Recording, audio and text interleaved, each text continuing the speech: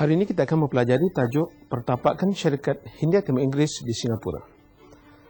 Stamford Raffles yang mewakili syarikat Hindia Timur Inggeris telah berjaya bertapak di Singapura secara rasmi melalui perjanjian pada 6 Februari 1819 antara Raffles dengan Temenggung Abdul Rahman.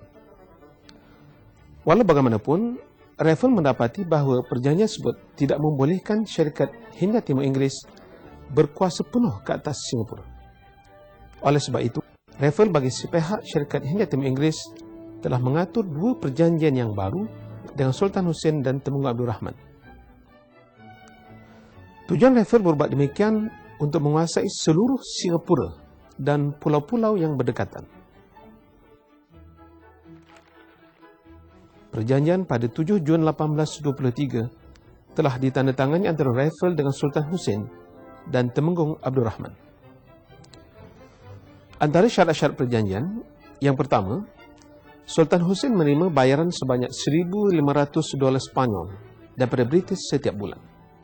Kedua, Temenggung Abdul Rahman pula menerima sebanyak $800 Spanyol daripada British pada setiap bulan. Yang ketiga, Sultan Husain dan Temenggung Abdul Rahman tidak berhak menerima atau mengutip cukai daripada tongkang-tongkang Cina.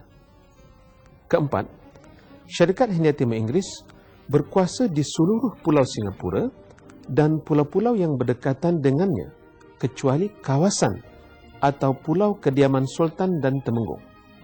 Dan yang kelima, undang-undang British dikuatkuasakan. Sementara perjanjian 2 Ogos 1824. Perjanjian seterusnya ditandatangani antara John Crawford iaitu residen Singapura dengan Sultan Husain dan Temenggung Abdul Rahman.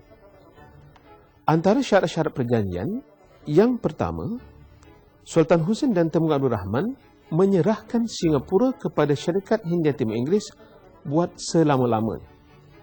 Yang kedua, Sultan Husain dan Temenggung Abdul Rahman hendaklah membenarkan pedagang-pedagang bebas berdagang di Johor dan wilayah takluknya. Yang ketiga, Sultan Husain dan Temenggung Abdul Rahman atau warisnya boleh menetap di tanah milik baginda di Singapura atau berpindah dari Singapura.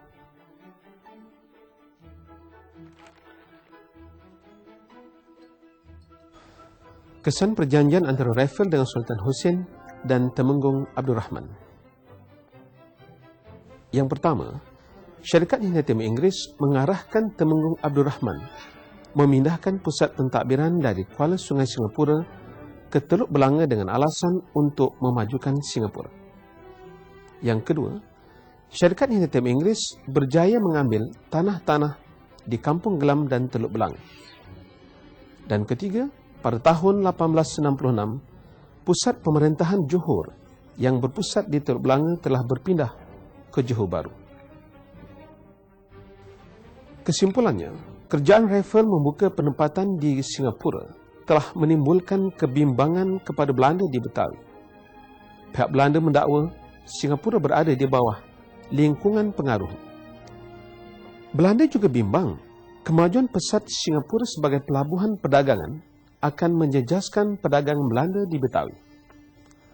Dalam hal ini, syarikat Hindia Timur Inggeris enggan menyerahkan Singapura kepada Belanda kerana yakin Singapura akan berpotensi menjadi pelabuhan bebas dan pengkalan tentera di gugusan Kepulauan Melayu.